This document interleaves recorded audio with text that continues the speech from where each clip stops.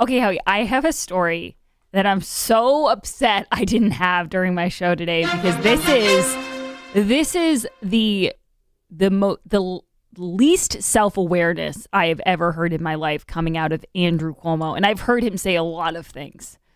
Governor Andrew Cuomo hails Adams, blasts DeBlasio after NYC mayoral primary. So we know that Eric Adams has this walked away with a strong lead in the city's Democratic mayoral primary. Governor Andrew... Yeah, but it ain't over. It ain't over, but it's looking good for him. Governor Andrew Cuomo said the departure of Mayor Bill de Blasio can't come soon enough. So here are the quotes, okay? There are hundreds... Okay, think of that definition, projection. Yeah, wait, maybe I should do my Andrew Cuomo. Hold on. Projection, meaning you accuse others of what you yourself are guilty of.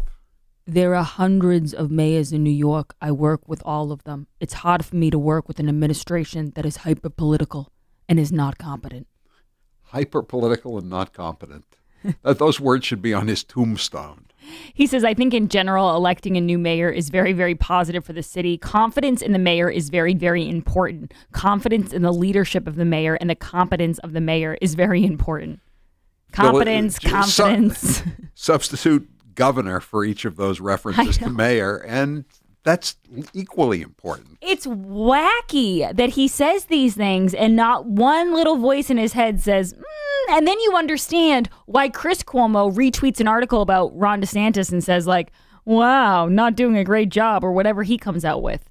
It's self-awareness is not in the Cuomo DNA, obviously. Most Democrats are rather lacking in it. I mean, Sheldon Whitehouse again comes to mind immediately.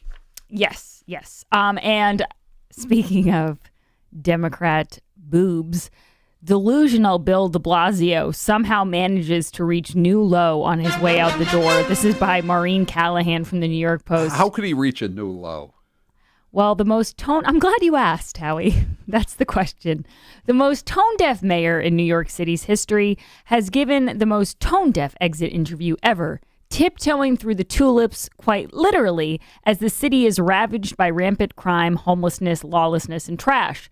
But join him, won't you, as Bill de Blasio grants a reporter the privilege of sharing his daily 90-minute midday stroll through Prospect Park. It's not like this is a 90-minute midday stroll after he gets to City Hall about 11:30 because he's been working out at the gym in Brooklyn because he doesn't like any of the gyms apparently around Gracie Mansion in Manhattan. So he has to drive over across the city with his police escort. Well, he's got to work out. He's got to get his 90-minute stroll in after his workout, right? Before his nap, right? You know, it's hard. You don't understand what it's like. You smoke a lot of weed, you get tired. Okay, that's the way it is. Yeah, you know what they say. You know what Bob Dylan said about weed, Howie? Yes, Texas medicine. Yes. It's not like there's anything more pressing to do. Really, if you don't laugh, you'll cry. This is reported by Politico's Ruby Kramer, went up on primary day. The timing itself is a damning indictment. I go into the 11th Street entrance, de Blasio begins, because that's my street. I wouldn't just go to any entrance. That's my entrance. We could go through any other entrance, but if you want authenticity, we'll go to 11th Street. Like a fool, I mixed them, and it strangled up my mind. Now people just get uglier, and I have no sense of time. Vaccination. I'm getting a very good feeling about vaccination right this moment. If there are any states left that haven't legalized weed, that should be played in the anti-pot ads before the referendum question comes to before the voters. You have to admit, though, a 90-minute midday stroll, even for someone who is like semi-retired, that's a long stroll midday. China deleted COVID-19 data in possible cover-up. Howie, do not let this destroy your faith in the Chinese scientists, okay? China deleted early COVID-19 data in a possible effort to cover up its origins, hindering the WHO's probe into whether the virus leaked from a lab in Wuhan or from a market next door. A wet market. I always like to say wet market. More than a dozen coronavirus test sequences taken down during the pandemic's early months were removed from an international database used to track the virus's evolution, according to a report. Now, the part of this I find amazing is how this is all just becoming okay to talk about in the mainstream. For months and months and months, if you even suggested that maybe this Wuhan lab or the virologists there were a little bit corrupt or, weren't being totally honest, you were not only a conspiracy theorist, you were a racist. Correct.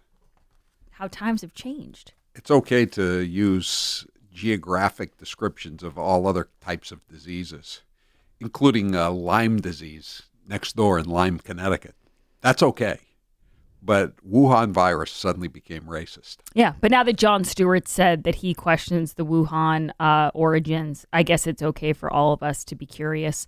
Kamala Harris is going to finally visit the border amid ongoing migrant crisis. VP Kamala Harris will visit the border. And Peter Doocy actually went back and forth with Jen Psaki. And it was very interesting because they're all very defensive of this strange decision by Kamala Harris to not go and then to go. So let's play cut 13, please, Taylor.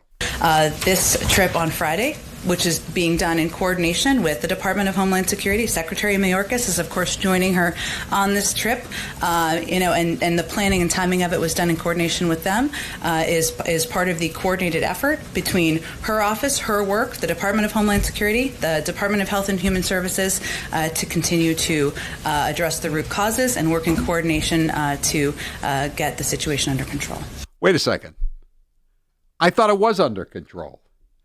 Didn't they say there was no crisis on the border repeatedly for the last 5 months? Yeah, Now she's going down there to get the situation under control. Well, it's not a crisis, sir. Stop using this inflammatory language. It's a situation. They have to get the situation under control. Yes, exactly. Okay. By the way, Donald Trump has issued a statement here this afternoon.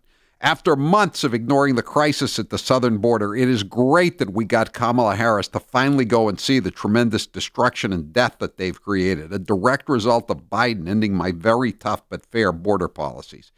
Harris and Biden were given the strongest border in American history, and now it is by far the worst in American history. If Governor Abbott and I weren't going there next week, she would never have gone! Exclamation point. I think he's absolutely correct. We've been to the border. We've been to the border. You haven't been to the border. And I haven't been to Europe. And I don't understand the point that you're making. She thought he was referring to the Border Cafe. It's a chain of Mexican restaurants. I'm glad you brought up Trump going because Peter Doocy actually brought that up as well to Jen Psaki. This is cut 14. So about today's announcement, why is the vice president visiting the border this week when earlier this month she dismissed a trip like that, saying it would be a grand gesture? She also said in an interview with NBC that she would be open to going to the border if it was an appropriate time. She said that after she said that. So that's important context as well. She said that after she said, and then he said that she said that. She was against going to the border before she was for going to the border. You know what it is, Howie? I know that back in your day, you called people like John Kerry flip-floppers. That, again, I hate to be the semantics police here, but we don't call it flip-floppers anymore. We call it people who are evolving. That's right. No, it's all Democrats always evolved. Only Republicans can flip-flop. Oh, got it. Okay. So this is something I'm learning because she's had an evolution on her stance on the border, and now it's that she thinks it's a good idea to go. Like last week, it would have been a grand gesture. This week, on the heels of Donald Trump going, it's going to just really, it's going to be Is it perfect. my imagination, too, or as the days go by, is Jen Psaki up-talking more and more? She sounds more and more like a Valley girl, doesn't she? Yeah, she has this way of trying to diminish every question that people ask. Like, well, we already explained that, so that there's more context to that to answer your question. You know what I mean? She never actually answers any questions. She just makes fun of the questions, which is funny because some of them are actually decent. By the way, guys, Howie and I will be at Aviva Trattoria on Friday. It's the Rentham location. It's going to be so much fun. We're so excited. You're going to get a free book of Howie's. I'll be there at 12 for my show, but I'll be there till 6 because I'm going to stay for Howie's as well. It's going to be a really good time. Make your reservation. Call them up or go online. Make a reservation now at the Aviva Trattoria in Rentham because we strongly suggest that so you know you have a seat and you can enjoy the show and get a delicious meal, maybe a cocktail. Yeah. And, we'll be giving away books, and we will also have raffles for my 2 New York Times bestsellers, and we'll be raffling off a VIP, 2 VIP tickets. So 6339 says, is Kerry going to the border? You don't know much about John Kerry, pal. John Kerry does not do chain restaurants, okay? Can I get out of here, please? It's the only choice for someone like him. So yesterday I was listening to Howie's show and you guys were talking about the Sheldon White House and Taylor played the John Kerry because his answer really was a John Kerry answer saying it's a long tradition. They're the same guy. Has anyone ever seen the two of them together in the same room? I don't know who would be more offended by that comparison when you really think about it. Does Sheldon use the boat when it's docked in Rhode Island? Yeah, I want to know where that boat was. Again, if you don't recall, when he lost the election in 2004, his second wife's first husband's trust fund bought him a multi-million-dollar yacht from New Zealand, and he parked the yacht in Newport, Rhode Island, to avoid paying the excise tax in Massachusetts. It was hundreds of thousands of dollars, and he got busted by the Boston Herald. I remember this so vividly, Howie, because I was in school and I was in the car with my mom that day and she was listening to you and she was so happy that you were talking about it. She was laughing and she was just so excited that John Kerry was caught in this. And she kept saying, can you believe this hypocrite? And I was just kind of rolling my eyes, but I'll always remember that. It was the Scaramouche, right? Yeah, I think it was. He had Let It Be. He had a bunch of different boats. After a while, they got confused in my mind. I don't know.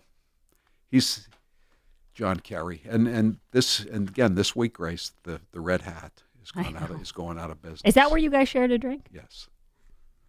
And that's where he got. We shared a drink, but not a bill. Yeah, I was gonna say, talk about 2 sets of crocodile arms with you two sharing a drink. Sounds like a good country song. Shared a drink, but not the bill. Who gets the family Bible? Yeah, she got the mine, and she got the gold, and I got the shaft. That's another. There are many like that. Okay. Don't forget, guys, Aviva Trattoria on Friday. Make sure you stop by. Okay, and also Fun Spot gift certificates too at HowieCarrShow.com. Click on store, $50 gift certificates for $25. Balance 7, my go-to product for energy and arthritis, has just announced a special subscription offer. Use code word Howie when you subscribe and save every month, and you will receive your 7th order of Balance 7 for free. Subscribing now will help ensure that you won't miss a day of Balance 7. You really need this product, and now with code word Howie, you will receive your 7th order for free with your subscription. Balance 7 is a liquid you drink 3 times a day that balances the pH levels in your body, giving you more energy. Now, you may be asking, what does balancing out the pH mean? It means it takes the acid out of your body. Acid comes from coffee, wine, or carbonated drinks, among other products.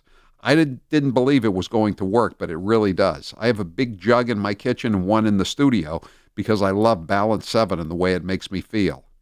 Take advantage of their subscription program with code word Howie.